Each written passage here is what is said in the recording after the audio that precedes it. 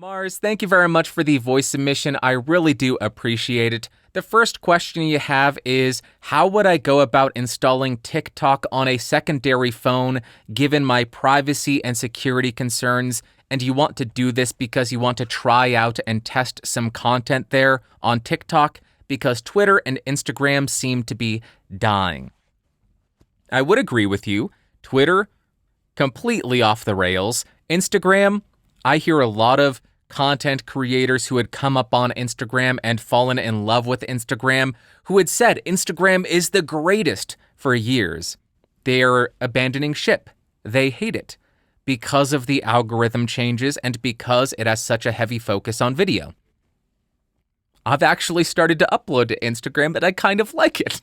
So maybe I am the death knell for a platform. Once I start uploading to it, the end is nigh. Something to consider.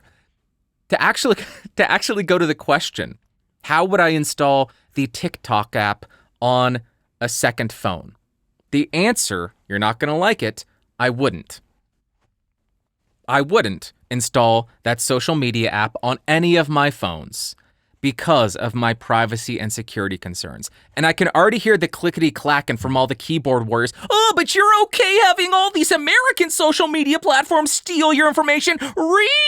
No. Let me explain.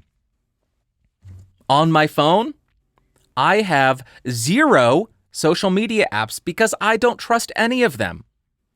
Having the app on your phone installed on your phone is a terrifying proposition because a lot of them will get access to your location data all the time. Most apps, I don't know why anybody agrees to this, will say, give us access to all of your contacts. That was the first thing that kind of put me off the entire deep dive into the privacy and security rabbit hole because I did all this work. I was trying so hard to secure everything. And then I realized other people don't care.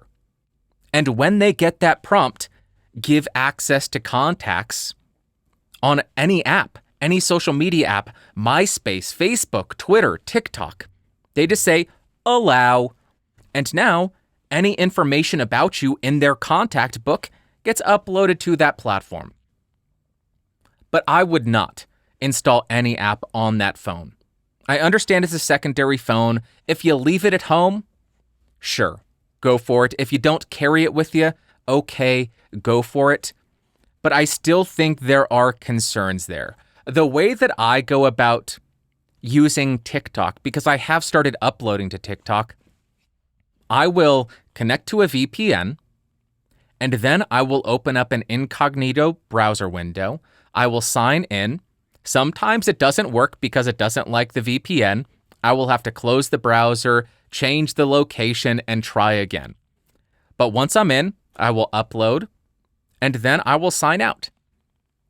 And that way I have not installed anything on one of my devices. The reason I'm using the VPN is to mask my actual physical location, and the reason I am using the incognito browser window is because I don't want a website to install cookies on my browser that track me around the web. So when I close the incognito browser window, it should clear the cache and clear any cookies. So now TikTok won't be tracking me. Same with Twitter, same with Instagram, same with any of those. The one instance where I do have a social app, I guess the closest would be YouTube on my phone. But I use Gmail too. They have all of my data from my email. They know everything about me. They pay me. They give me money. They give me monies. So they have a lot more information about me as well. And that's why I'm less concerned about that. On my iPad, I do have Instagram, but I don't carry my iPad around with me. The reason for that, I found that if you upload a sub 60-second video from the browser, it just goes out as a regular post. If you upload it, that same video via the app on iOS or on iPad OS, it goes out as a reel. Why is that important?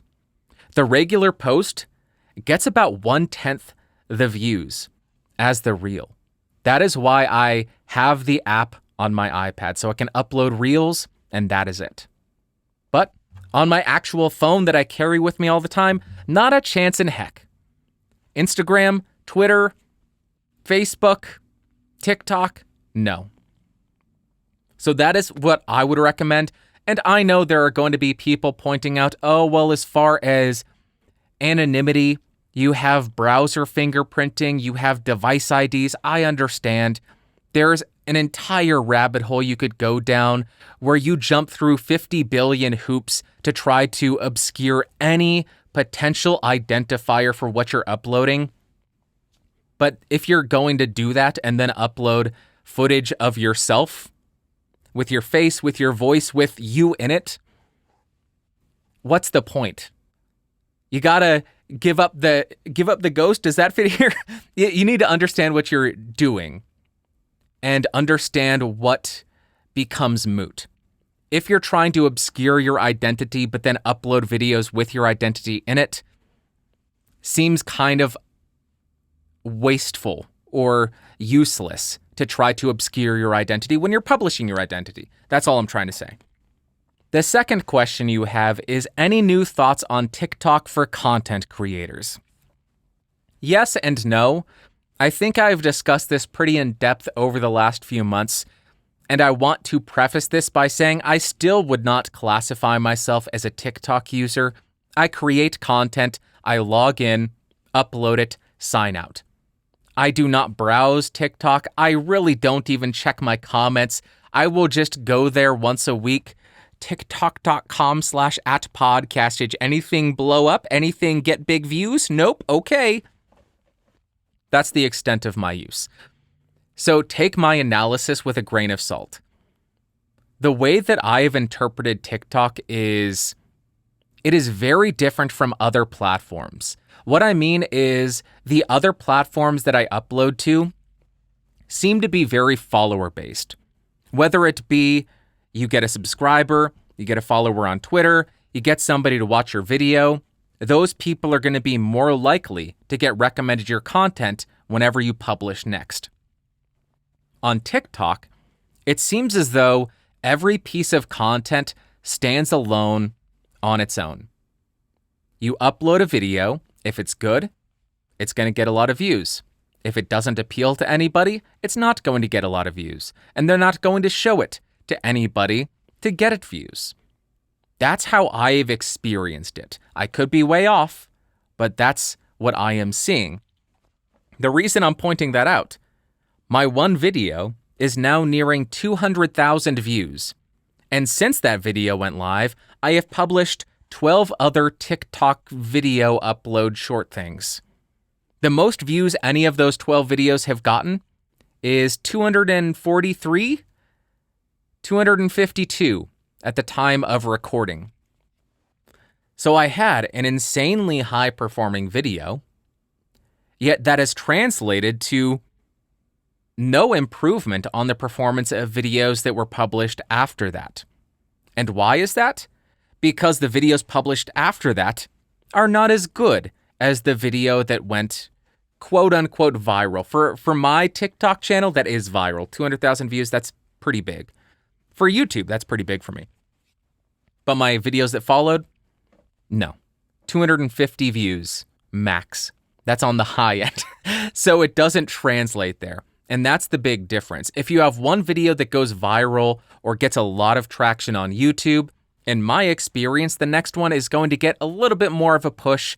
I know there are YouTube gurus who are pushing back against that idea as well. What I have seen, it seems as though that is the case, or maybe as a content creator, you see one video do extremely well, and then subconsciously you do something in the same vein for the next video, and that's why the following video might do well. As opposed to, hey, this 10 tips for great sounding recording did well. Next, I'm going to share my tips on I like iPhones. iPhones and pizza are the greatest thing. Just random nonsense. I imagine that second video would tank. So maybe they're onto something. I don't know. But to me, it seems to perform very differently, where other platforms focus mainly on follower growth, I suppose you could say, or a channel or an individual gaining traction or developing a trajectory, while TikTok, on the other hand, seems to be video to video. That could be good or bad. It could be great, where if you don't have any following, like my channel on TikTok doesn't have, and you upload a great video, they will find your audience. But it could be bad, where if you have a video that goes extremely popular, and then the next video just isn't that good, it's not going to gain any traction. And that could be very disheartening if you put any of your self-worth in your uploads, in your statistics on these platforms. So that is how I have experienced TikTok. If anybody else out there uses TikTok, I don't know if those people who have left comments saying, TikTok's the greatest, YouTube sucks, I don't know if they still watch this or listen to this. If they are, let me know if I'm right. Let me know if I'm wrong. Do you see TikTok as a follower growth platform, or is it mainly video to video, completely, what's the term? What's the term that I am trying to think of? I can't think of it. My brain is broken. My eyes are broken. I am a dead person. Or at least my brain is dead. I don't know. Let me know in the comments if you use TikTok, if you agree, if you disagree. What is your experience on the platform? Have you had success? Have you had failures? How does it differ from the other platforms that you use? I would love to know from people who use it more heavily, who actually use it, who watch content on TikTok, and spend a lot of time creating specifically for TikTok. Mars, thank you very much for the voice submission. I hope those questions, the answers that I provided were helpful. If I could speak correctly, that would be wonderful. Congratulations on the award that you recently presented. Hey Bandrew, it's Mars. Long time, first time. Since hearing you talk on the podcast about the security concerns related to TikTok, I have refused to even touch the app. However, I now have a spare smartphone, and I'm curious to test some content on the platform, as it feels like Twitter and Instagram are now dying. So my question is, what is the safest way to use a spare smartphone as a TikTok posting device without it tracking me and, all the various security concerns related to this app? Also, did you have any new thoughts about TikTok for content creators? By the way, for those wondering, I am recording this on a Shure MV7 mic, plugged directly into my computer via USB, with some minor built-in compression with the microphone, but no EQ. I'm also using a thicker pop filter because I find that the one that came included just wasn't good enough. Okay, thanks so much, Bandrew. Love the podcast. Looking forward to your response.